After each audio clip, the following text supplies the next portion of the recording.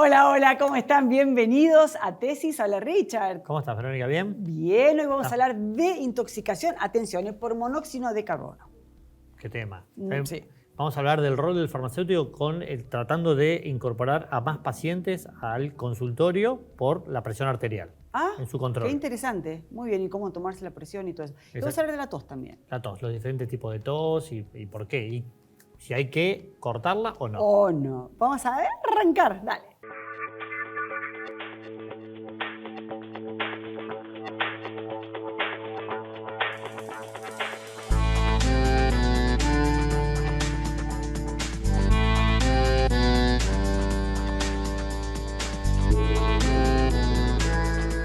Bueno, Verónica, acá estamos con la doctora Rosa Esteban. Ella es neumonóloga. ¿Sí? Y vamos a hablar de la tos, digamos, ese síntoma que todos en algún momento hemos tenido. Sí, que todos instintivamente lo primero que quieren hacer es cortar. Y la tos es una manera de defenderse del pulmón. Todo lo que ingrese a la vía aérea extraño, que no sea aire puro, genera un mecanismo de defensa. Y la tos es parte de ese mecanismo de defensa. Entonces, antes de intentar cortarla, lo primero que tenemos que saber es por qué estoy tosiendo. ¿Y qué hay diferencia entre un estornudo y la tos? Bueno, el estornudo es el mecanismo de defensa de la nariz. Ah, perfecto. Mirá qué fácil. Mirá, bueno. Son cuando la irritación es a nivel de las fosas nasales, se produce el estornudo. Cuando la irritación es a nivel de la vía aérea baja, se produce la tos. Es decir, que la tos sería como un síntoma de otra cosa. De otra cosa, exacto. Hay que averiguar cuál es esa otra cosa. ¿Cuál es esa si otra trae cosa? algo y me entró como, viste, una vez se toma agua y dice, me fue por otro cañito. Exacto, como decían las abuelas, Sí. se me fue por el otro lado. Eso es un mecanismo de defensa, estamos tratando de expulsar eso que ingresó y que es un cuerpo extraño. Por eso, por ahí es importante diferenciar, no es lo mismo cuando uno tose unos días por un proceso agudo, por un cuadro gripal, por un resfrío, por una infección respiratoria, a una tos que se prolonga a lo largo de muchos meses. Ahí eso es importante diferenciarlo, hay que prestarle atención porque puede ser desde una cosa banal hasta enfermedades mucho más importantes. Las causas más frecuentes de tos son a veces un principio, como el único, las toses prolongadas, digamos, ¿no? Un principio de asma. Es el único síntoma del asma. No llega a ser el broncoespasmo, pero hace esa tos ante el reírse muy fuerte, ante un ejercicio, ante el aire frío. Hay que prestarle atención. El reflujo gastroesofágico, esto es cuando el ácido que tenemos en el estómago vuelve, porque el píloro, que es un anillo que cierra, no cierra completamente y permite que ese líquido vuelva hacia atrás. Son como microgotas, no nos damos cuenta. Que se siente. Exacto, empiezan provocando una garraspera, una disfonía, o sea, empezamos con algún problemita en la voz y a veces provocan la tos cuando llegan más profundamente. Y la otra causa es cuando tenemos un proceso a nivel de una sinusitis crónica, una alergia, Claro. que hace que la nariz viene el gotee verano por y decís, atrás. Exacto. ¿Por qué está todo el día tosiendo? Y a lo mejor es que compraste una planta, metiste adentro de tu casa una planta que la persona es alérgica. Exacto. Y eso produce un goteo que se llama goteo retronasal, que gotea sobre las cuerdas vocales y a veces alguna gotita baja y nos hace toser. Muy bien. Son las causas más frecuentes y hay que prestar atención. Y la otra tos muy frecuente y a la que nadie le presta atención es la famosa tos del fumador. La tos del fumador no es normal. Cuando aparece tos es porque algo ya está funcionando mal. Y hay No que importa si prestarle fuma o atención. no fuma. Exacto. Puede ser un exfumador, alguien que ya dejó de fumar, o alguien que está fumando en ¿Qué este tiene que ver momento. con algo obstructivo, con algo? Tiene que ver con que puede ser un síntoma de EPOC, un EPOC que se está desarrollando, o, y esto es más importante, la tos puede aparecer cuando hay algo que está comprimiendo la vía aérea y si eso va acompañado de pérdida de la voz, hay que prestar atención porque puede ser un síntoma de un cáncer de pulmón. Y antes que se produzca un síntoma más importante, hay O que sea que prestarle la atención. tos avisa algo. Avisa Algo algo, está mal. exactamente. Algo no está funcionando, puede ser algo sencillo, que me entró algún líquido, un aire, algo, o un bichito, ¿por qué no? A veces estás así y te entra una... O sea, no es anormal, o algo ya más. Exacto. Muy bien. Y existe, digamos, la diferencia entre esa, que a veces se dice tos productiva, como con flema, y tos seca. Exacto, ¿Y eso sí. no sabía? Nosotros normalmente, como mecanismo de defensa, el pulmón tiene cilias, que son como unos cepillitos que barren una mucosidad que produce naturalmente el pulmón hacia afuera y lleva toda impureza del aire que pueda haber entrado y la tragamos ni nos damos cuenta. Cuando se produce una irritación sobre el bronquio, se produce mucha más cantidad de esa mucosidad y ahí aparece la tos productiva, que es esa mucosidad que expectoramos porque no llegan esos cepillitos a barrerla completamente. ¿Y eso es bueno ayudar a que eso salga más rápido? Sí. Eso sí. Sí, hay que tomar mucho líquido, estar bien hidratados. A veces ayuda a una nebulización que puede ser con solución fisiológica sola o el vapor solo. ¿Y nada de sal. Bueno, eso te iba a decir. Porque eso irrita. Irrita. ¿Qué hay de esto que dicen hacete buches, hacete gárgaras para Eso, no tener tos? No, eso es para la garganta. Otra cosa. No. Claro, Perfecto. algo más acá. Esto Esto más es, sería es más como de adentro. acá para arriba, digamos. Eso es cuando duele la garganta y cuando... Claro, puede ayudar un como poquito. una carraspera, Exacto, que pero- no es tos y no es estornudo. Exacto. Buenísimo. ¿Y cuándo los tratamientos llegan a tener necesidad de broncodilatadores? Por ejemplo, una tos que está asociada a un broncoespasmo es una tos que requiere de un broncodilatador. Si no es una tos asociada a un broncoespasmo, el broncodilatador no va a tener ningún efecto. Bueno, dos. Tengo que solucionar otra cosa. Por ejemplo, una tos que está asociada a un reflujo gastroesofágico, lo que necesita es que yo trate ese exceso de ácido. El broncodilatador no lo va a resolver. Claro, sí, está bien. O sea, hay que buscar no, la no causa. automedicarse, ¿no? No. Exacto, hay que buscar la causa. Estoy Perfecto. tosiendo, algo pasa. ¿Por qué? Perfecto. Es decir, que si uno tiene una tos que no sabe de la causa, tiene que esperar un tiempito. Si no se le va por manera natural, consultar al médico. Exactamente. Más de 10 días o 15 una tos. días no es una tos normal, no es una tos por un cuadro agudo y hay que consultar y ver qué es lo que está pasando. Perfecto. Perfecto. Muchas gracias, Doc. No, gracias muchas a ustedes. Vamos a salir. Muy bien, vamos a hablar, Richard, de la intoxicación por monóxido de carbono. Para hablar del tema está el doctor Francisco David, toxicólogo. Hola, ¿Qué tal? Francisco. ¿Cómo están? Un gusto tenerte. Un tema muy feo. Sí, y frecuente, Sí, sobre todo en esta época del año. lamentablemente. Sí, lamentablemente. Es frecuente durante todo el año por los incendios, pero ahora aumenta por el tema de los calefones, las estufas y todos los elementos que provocan esta intoxicación. ¿Cuáles son los elementos que provocan? Es la combustión incompleta de productos carbonados. Productos carbonados, todos los elementos que tienen carbono, que son en su mayoría los que están en el hogar. Por ejemplo, lo más frecuente es que sea por calefones, termotanques, es frecuente también por el horno, las hornallas, que habitualmente y de mala manera, porque no debería usarse, se utilizan como elementos de calefacción en los hogares y producen muchas veces este tipo de intoxicación. En algunos casos también hemos visto braseros o incluso fuego adentro del hogar, generalmente en los barrios más humildes, que usan eso para calefaccionarse. Ujú. ¿Y qué le produce el monóxido de carbono en el organismo del ser humano cuando ingresa? Tiene más afinidad, 250 veces más afinidad que el oxígeno por la hemoglobina. Esto lleva a que se desplace, se pierda el oxígeno en sangre, baje la concentración y por ende llegue menos oxígeno a la célula, ¿sí? Ese es el principal motivo. La célula también afecta la respiración celular adentro de la célula y lleva a la muerte celular. Esto lleva a la falla del órgano, la falla multiorgánica y sobre todo a la insuficiencia respiratoria y a una gran variedad de síntomas que puede provocar. Ante una situación de que hay toda una familia de distintas edades hasta una mascota en un lugar, ¿todas las personas sufren al mismo tiempo o uno se puede dar cuenta antes que otro que hay algún problema, que la persona está desvaneciéndose o hay...?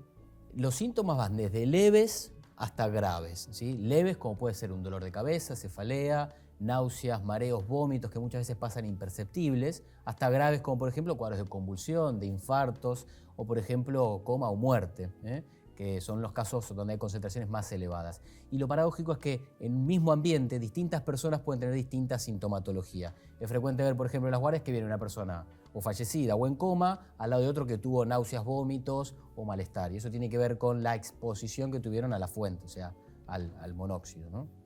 ¿Qué hay de la densidad del monóxido como que está más por debajo, por arriba, en un ambiente? ¿Por dónde se ubica más el monóxido? Siempre cercano a la fuente. Mientras más uno está cercano a la fuente, vamos a suponer el horno, más probabilidades hay de intoxicación, porque las concentraciones son más altas.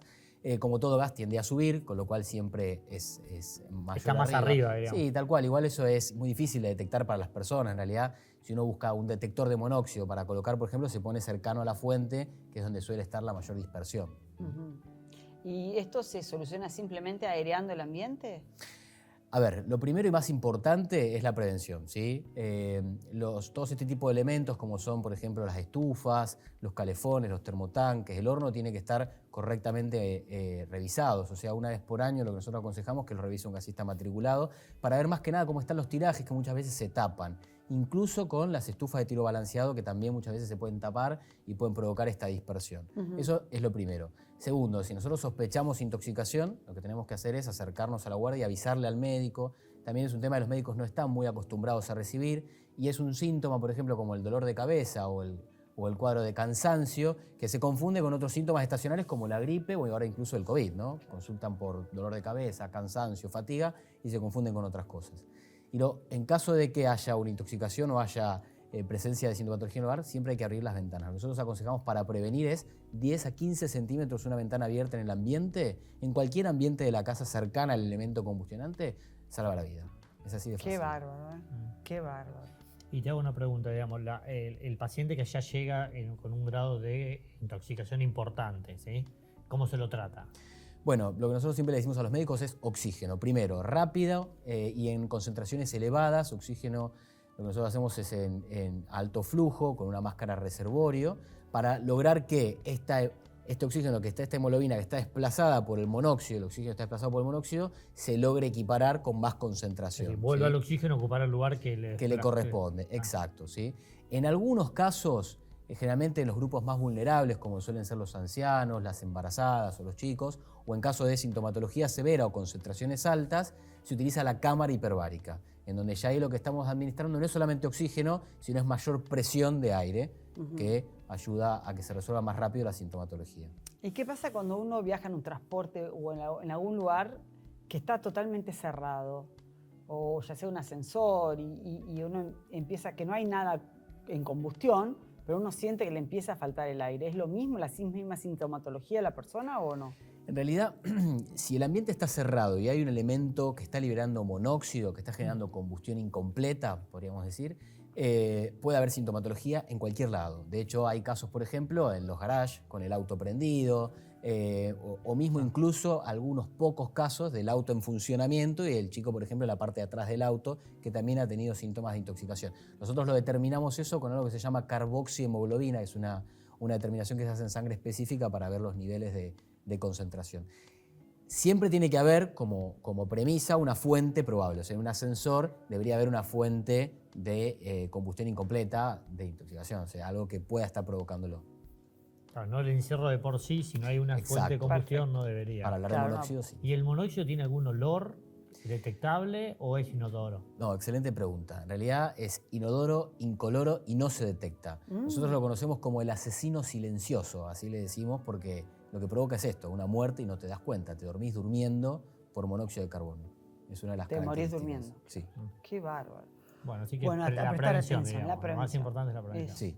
Bueno, muchas gracias, muchas Doc, gracias, como siempre. Por favor, ustedes. Bueno. Gracias. Bueno, acá estamos con la colega farmacéutica María del Carmen Laborde. ¿Cómo andás, María? ¿Qué Hola, tal? María. Buenas tardes. Hola, ¿cómo estás, La hemos Verónica? invitado a María, Verónica, como para que nos cuente un poco el rol del farmacéutico con esto de la toma de presión. Viste que venimos en el programa hablando de lo importante que es controlarse. Tal cual. Buenísimo. Y bueno, ahí es donde los farmacéuticos, digamos, tenemos un rol preponderante por el hecho de que estamos en contacto permanentemente con nuestros pacientes. Entonces, tenemos esos lazos de confianza, de cotidianeidad que te da la profesión. Entonces, eso nos permite que el paciente que se acerca a la farmacia, dada esa confianza, no tiene problemas en preguntar por si le duele la cabeza, si tiene algún síntoma.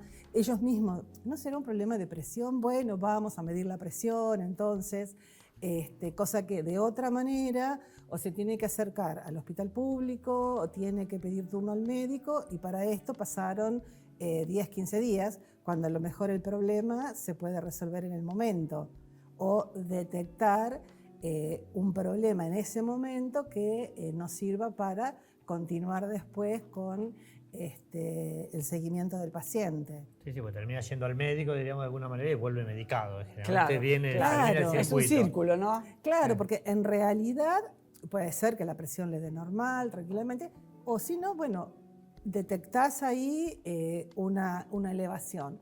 Entonces, bueno, ahí marcás las pautas que necesita el paciente para ver si realmente es hipertenso o no. Entonces ahí va el consejo de a lo mejor, bueno, aumentar la cantidad de líquido, disminuir la cantidad de sal, aumentar la actividad física, mientras seguimos con los controles. Claro. Si todo eso no da resultado, bueno, ahí ya el médico determinará que tendrá que medicarlo o no.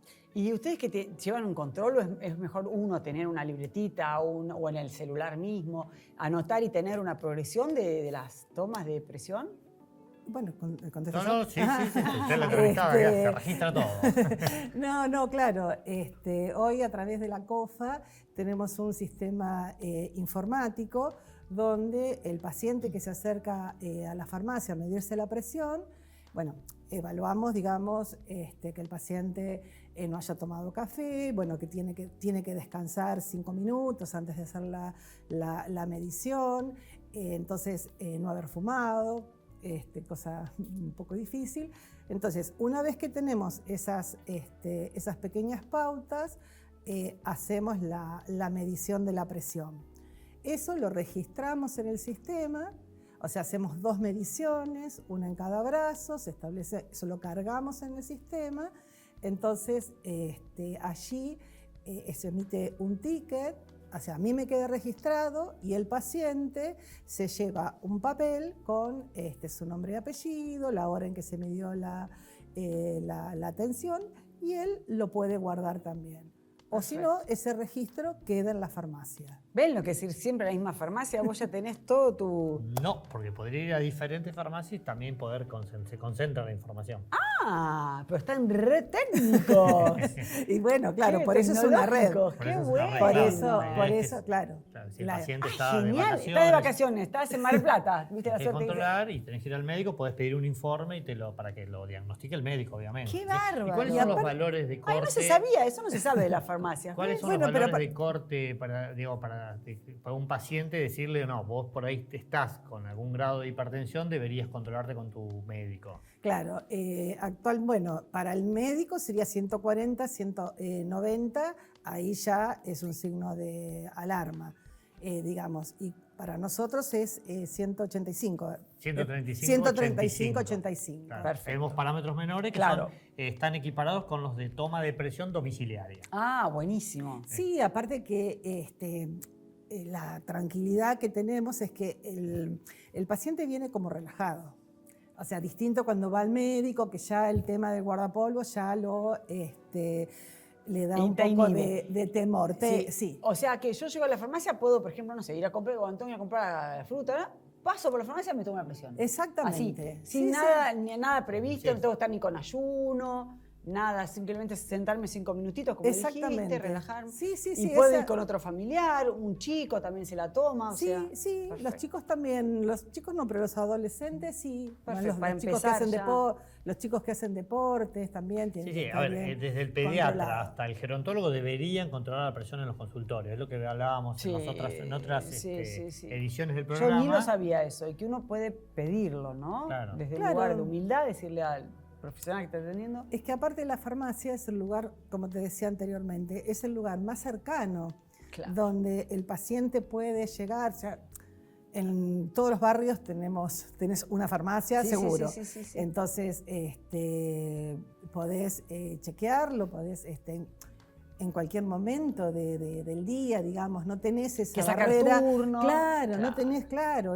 barrera que Sí, te sí, claro. impide. Y lo que por ahí se busca también es cribar a todos los pacientes estos ocultos que decían. Claro. Digamos, que no se sabe que tienen presión arterial y poder detectarlos Claro. para poder obviamente incluirlo y evitarle todos los problemas futuros que puede tener de complicaciones por presión arterial. Claro, es que esa es la idea justamente, de que el paciente que a lo mejor tiene un pequeño aumento, bueno, de poder corregirlo, de poder detectarlo, de si el médico considera necesario, se lo medica. Y después viene la otra parte, que una vez que está medicado, el control. El control y la adherencia al tratamiento. La adherencia, claro. Porque eso es muy común también. Claro. Que el paciente que está medicado, que está controlado, de repente un día dice, ya estoy curado. Claro, me siento bien, no hago Ya más está. nada. No tomo... Si me controlo está bien, pero está bien porque está tomando la medicación. Claro, Claro, entonces eso es lo que hay que También hacerle entender también, a la gente. que es una enfermedad crónica. Crónica. Por lo tanto, de por Hay vida que- sí, hay que hay defender. que estar medicado. Bueno, muchas gracias. No, un por favor, placer. gracias Bueno. a ustedes. Ya volvemos, Bueno, ya ¿no? volvemos. Dale.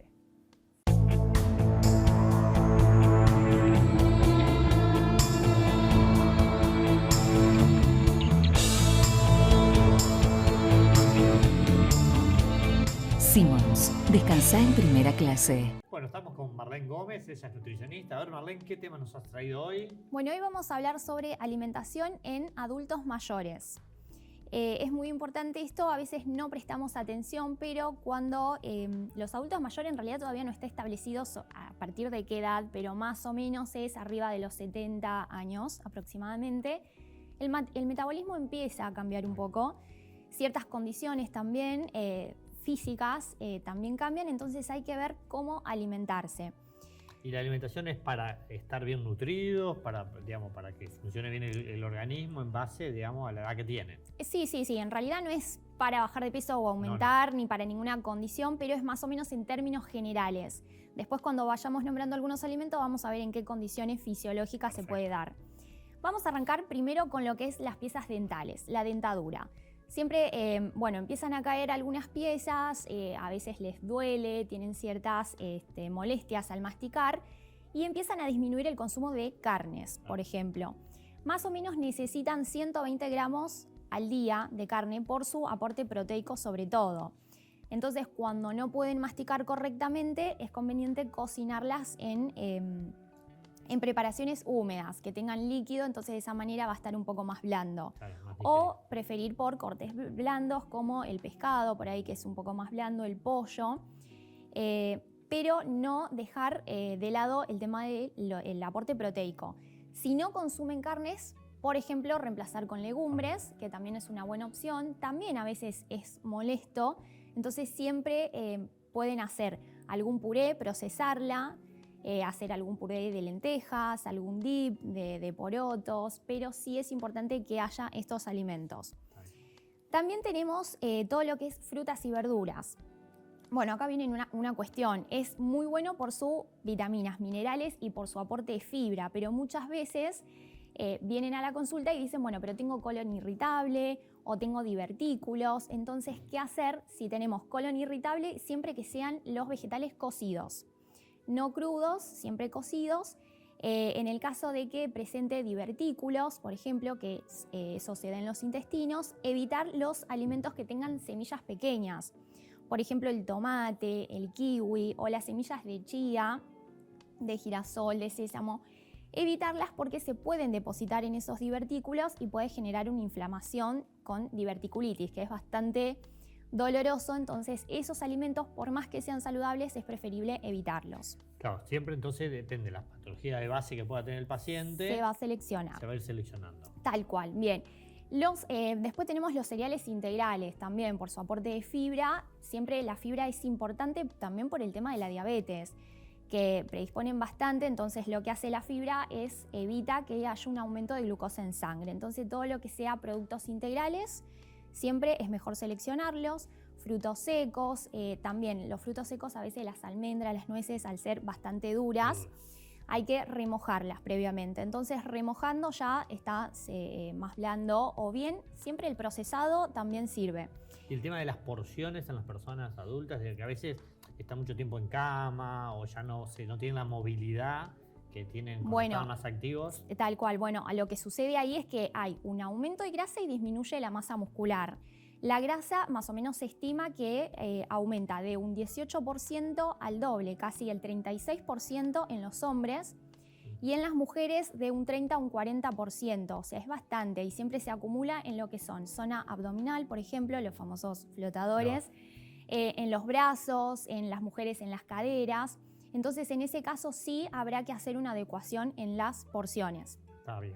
Y si se tienen que ir a acostar rápido, es preferible que No, coman siempre, antes, siempre evitar 2 horas, o sea, esperar 2 horas de la cena y recién acostarse por el tema del metabolismo y la digestión. Claro. Si no, les va a generar acidez o un malestar estomacal al día siguiente. Sí, una entonces, digestión más lenta, digamos. tal cual, de por sí ya el metabolismo en esa edad es lento, entonces hay que evitar esas cuestiones. Muchísimas gracias, muy claro. Bueno, Y a ustedes. a cuidarse las personas, los adultos Adultos mayores, tal cual. No hay nada más lindo que ver a tus hijos felices. Por eso yo elijo fideos Marolio, que le dan sabor y frescura a las alegrías de todos los días. Spaghetti, rigati, moños, tirabuzón. Mamá, te amo. Oh. Marolio, una de las marcas más elegidas por los argentinos. Espectacular el programa, como siempre, un gusto, un lujo de la gente que tenemos, La verdad que sí. Bueno, la tos, síntoma de algo. Así Por que algo pasa, el por algo cuerpito pasa. hace toser por algo. Por algo hay que ver. Y bueno, el tema de la farmacia no es menor, hay que pasar, tomarse la presión y la verdad que está Entonces, muy cómodo, lo tenés al alcance. Sí, una vez en por tu año bar. que sea un control para detectar todos estos pacientes, obviamente. Y abrir las ventanas, dejar una endija, aunque sea de 10, 15 centímetros, y airear los ambientes por el tema del monóxido de carbono. Este gas que es tremendo. silencioso. El asesino silencioso. Sí, terrible. Así que bueno, nos reencontramos la próxima. Vale.